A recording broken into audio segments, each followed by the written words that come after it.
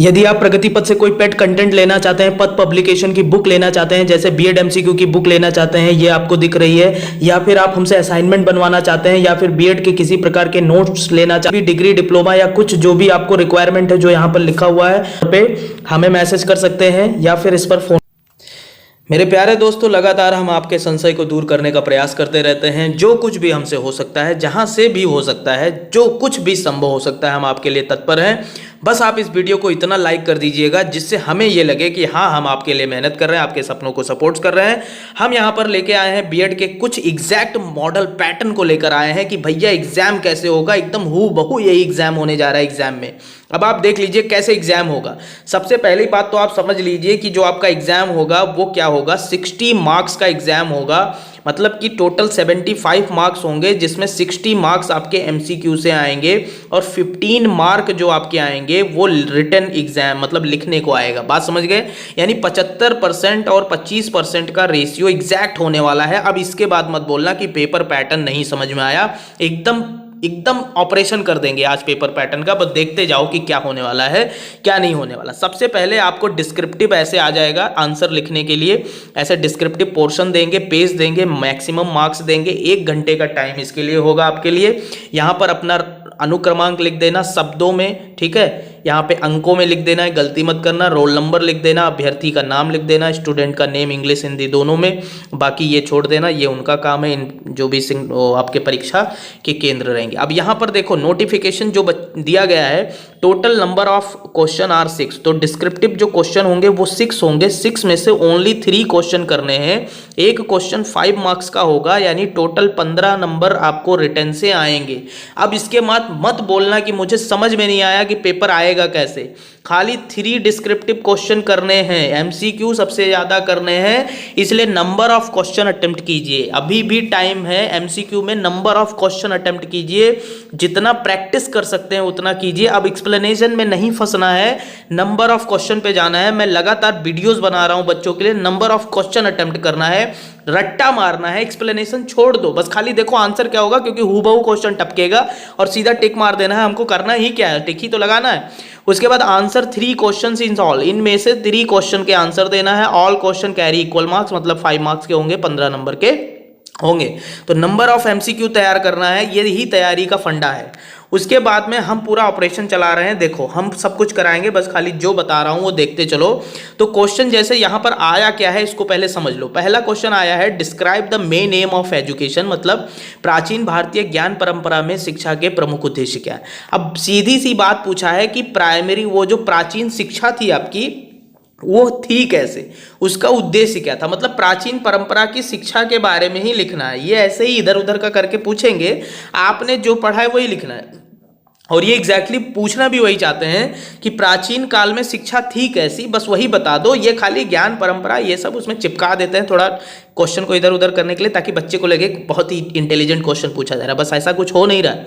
शिक्षा से आप क्या समझते हैं यार, कितनी बार क्वेश्चन बना बना के दिया है। What do you understand by education, education है क्या, इतना तो आपको भी पता होगा। उसके बाद फॉर्मल एजुकेशन, अभी मैंने मॉडल क्वेश्चन आपको बताया कि इसमें ये आने की प्रबल संभावना है। फॉर्मल एजुकेशन एग्जाम में आएगा ही आएगा, ये लिख के ले लो। चाहे फॉर्मल आ जाए, इनफॉर्मल आ जाए, नॉन फॉर्मल आ जाए, कुछ ना कुछ तो आएगा। Discuss the individualistic aim of education, मतलब वैयक्तिक उद्देश्य क्या है। तो मैंने इसको मॉडल पेपर में भी दिया है आपको। शिक्षा के वैयक्तिक उद्देश्य क्या है, व्यापक उद्देश्य क्या है, संकुचित उद्देश्य क्या है, ये तीनों उद्देश्य पूछा जा सकता है।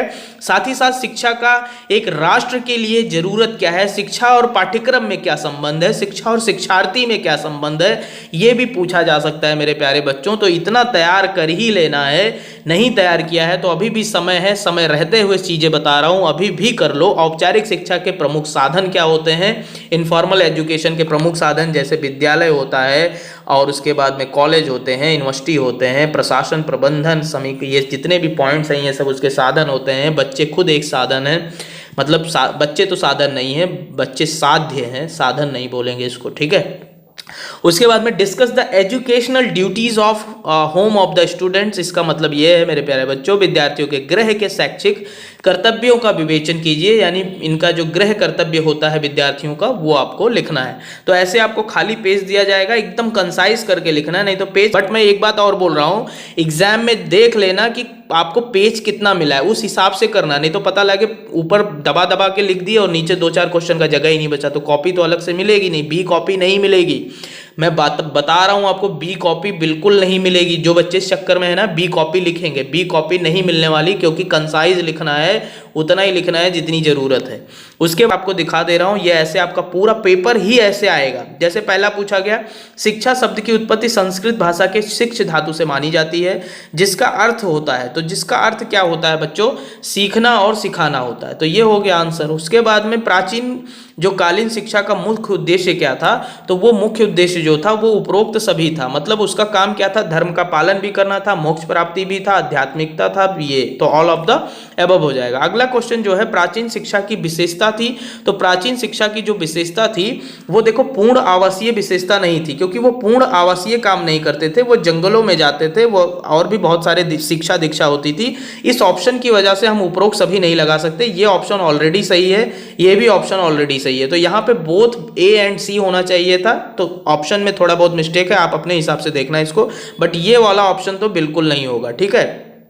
उसके बाद में इस केस में हम उपरोक्त सभी भी लगा सकते हैं, बट अब डिपेंड करता है कि क्या है। जैसे प्राथमिक शिक्षा की प्रमुख शिक्षण विधि क्या थी, स्वाध्याय विधि थी, भाषण विधि थी, वाद विवाद विधि थी, उपरोक्त सभी थी। शिक्षा का माध्यम कौन सी भाषा थी, तो प्राचीन काल में शिक्षा का माध्यम संस्कृत था। प्राचीन काल शिक्षा का संबंध जो है वो किससे है, तो ये हो जाएगा वेदों से है। प्राचीन कालीन शिक्षा का प्रमुख संस्कार था, तो भैया देखो ये प्रबज्जा संस्कार जो है ये बौद्ध धर्म का है, बिस्मिल्लाह इस्लाम का है ना, उपसंपदा भी बौद्ध का है। तो ये उपनयन संस्कार जो है ये वैदिक काल का है। बात समझ में आ गई आपको, तो ये चीजें आप अपने हिसाब से देख लेना। हो सकता है प्रबज्जा भी पूछ ले तो ये बौद्ध धर्म से जोड़ देना, उपसंपदा खुद बौद्ध धर्म से जुड़ा हुआ है, बिस्मिल्लाह इस्लाम धर्म से जुड़ा हुआ है, तो ये अपने हिसाब से देख लेना। उपनयन संस्कार की आयु निर्धारित की गई थी। तो साथ के बाद में अगला जो क्वेश्चन है, किसने कहा मनुष्य की अंतर्निहित पूर्णता अभिव्यक्ति, तो ये जो है स्वामी विवेकानंद की डिवाइन परफेक्शन की बात हुई है। स्वामी विवेकानंद जी के ये क्वेश्चन है, मतलब उनके कहने का है। त्रिध्रुवीय प्रक्रिया के 3 मुख्य ध्रुव क्या हैं, तो शिक्षक, शिक्षार्थी, पाठ्यक्रम। पता नहीं कितनी बार मैंने आपको बताया होगा, शिक्षक, शिक्षार्थी और पाठ्यक्रम। तो देख लीजिए जिस भी हिसाब से है, जैसे अध्यापक है, शिक्षक है, बात तो एक ही है। उसके बाद अगला जो क्वेश्चन है मेरे प्यारे दोस्तों, एजुकेशन शब्द 2 शब्दों से बना है, तो ई और ड्यूको से बना है, इसको देख लेना। उसके बाद सा विद्या मुक्त है, ये शंकराचार्य का कथन है। शिक्षा द्विध्रुवीय है, ये एडम्स का है। त्रिध्रुवीय पूछ लिया जाए तो जॉन डुई का है। इनमें से कौन सा शिक्षा का व्युत्पत्ति शास्त्रीय अर्थ है, तो व्युत्पत्ति जो शास्त्रीय अर्थ है वो क्या है, नियंत्रित करना या बाहर निकालना या पढ़ाना या मुक्ति प्रदान करना। तो इसको देख लेना। निम्न में से कौन सा वर्ण है, ब्राह्मण, त्यागी, अग्रवाल, यादव। तो उसके बाद इंदिरा गांधी राष्ट्रीय मुक्त विद्यालय कहाँ पर स्थित है। उसके बाद एक स्वस्थ शरीर में एक स्वस्थ मस्तिष्क का निर्माण होता है, यह अरस्तु के कथन है। शिक्षा के रूप हैं, तो भैया शिक्षा के 3 रूप हैं, यानी उपरोक्त सभी हो जाएगा। उत्तर प्रदेश राजस्थी टंडन मुक्त विश्वविद्यालय कहाँ स्थित है, इसको देख लेना। विद्यालय समाज का लघु रूप है, या किसका कथन है, तो किसने कहा है। वैयक्तिक उद्देश्य क्या है, लोकतांत्रिक नागरिकता का विकास, आत्म अभिव्यक्ति, सामाजिक भावना, सामाजिक गुणों। तो इसमें आत्म अभिव्यक्ति होगा, क्योंकि वैयक्तिक पूछा है। अगर ये राष्ट्र से जोड़ देता या समाज से जोड़ देता तो ये सारे ऑप्शन सही हो जाते, बट यहाँ पे पर्सनल डेवलपमेंट के बारे में पूछा है शिक्षा के। अगला जो क्वेश्चन है, परिवार का शैक्षिक कर्तव्य क्या है, तो बालक के व्यक्तित्व का निर्माण करना बिल्कुल है। सांस्कृतिक विरासत का हस्तांतरण, नागरिकता का प्रशिक्षण, तो ये सारे हो जाएंगे। परिवार का शैक्षिक कर्तव्य होगा बालक के व्यक्तित्व का सर्वांगीण विकास, क्योंकि जो सांस्कृतिक विरासत का हस्तांतरण है हालांकि वो भी देती है, और नागरिकता का प्रशिक्षण, तो प्रशिक्षण तो ये नहीं देते, लेकिन जहां तक उपरोक्त सभी होना चाहिए, बट ए भी हो सकता है। परिवार एक है, तो परिवार एक क्या है, प्राथमिक समूह है, ठीक है। शिक्षा के निरौपचारिक अभिकरण का उदाहरण है, तो इसमें जो निरौपचारिक अभिकरण है वो हो जाएगा परिवार। बाकी यहाँ पे जो खुला विश्वविद्यालय है ये हो जाएगा आपका अनौपचारिक, और ये विश्वविद्यालय और विद्यालय हो जाएगा औपचारिक, ठीक है। पूर्व निर्धारित नियमों के अनुसार शिक्षण संस्थाओं द्वारा दी जाने वाली शिक्षा को कहते हैं, तो वो औपचारिक शिक्षा होती है, जिसका प्री शेड्यूल निश्चित होता है।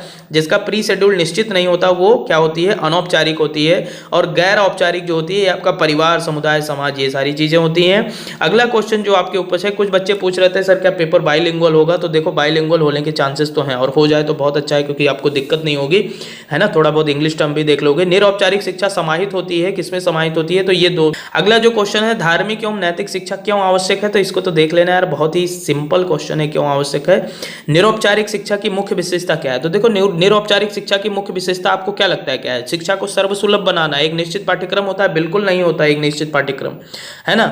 आयु का कोई प्रतिबंध नहीं होता है, हाँ बिल्कुल। कोई निश्चित योजना नहीं होती है, बिल्कुल।